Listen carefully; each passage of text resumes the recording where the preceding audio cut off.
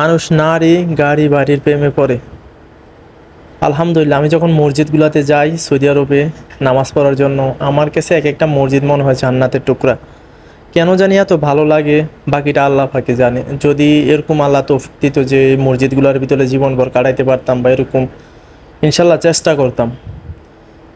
এক একটা মসজিদ মাশাল্লাহ মনে হয় যে নূরের তৈরি, বলা ঠিক হইব না। তারপরও মানে এই দুনিয়াতে মসজিদগুলো এত সুন্দর, ভিতরে গেলে পান জুড়ায় যায়। আপনি যদি দেখেন, ভাই কি বলবো, আমি ভাবি প্রায় সময় যখন মসজিদে ডিউটি শুরুতে বা শেষে নামাজের সময় হয়, যখন যাই নামাজ পড়তে, প্রায় সময় মসজিদে যাই, যে মসজিদের দিকে তাকায় তাকায় ভাবি, অনেক কিছু ভাবি যে আল্লাহ তাআলা মানুষ এই দুনিয়ায় পাঠাইছে নামাজের জন্য, কি সুন্দর করে ডাকে নামাজের জন্য।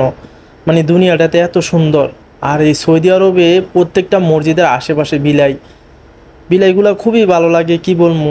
সবচেয়ে বড় কথা হইলো যে মসজিদগুলা এক একটা মসজিদ ভাই, ও হৃদয় ছোঁয়ার মতো, এত সুন্দর আল্লাহ তাআলার সৃষ্টি, কি বলবো।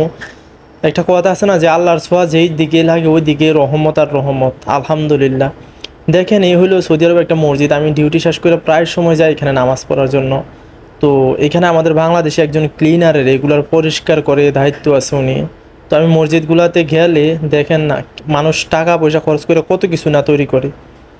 আর এই দেশের এক একটা মসজিদের দিকে মনে হয় যে কি আল্লাহ তাআলা, উফ, আলহামদুলিল্লাহ আলহামদুলিল্লাহ।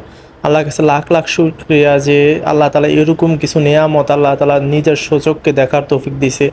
এবং আলহামদুলিল্লাহ সৌদি আরবে এসে যে উমরা করতে পারছি, আল্লাহর ঘর দেখতে পারছি, আলহামদুলিল্লাহ। একটা কথাই আছে যে মানুষের সময়ের সাথে সাথে মানুষ পরিবর্তন হয়, তা একদম বাস্তব কথা। তো ভিডিওটা দিলাম, কেউ মন্তব্য করবেন না। আল্লাহ হাফেজ, আসসালামু আলাইকুম।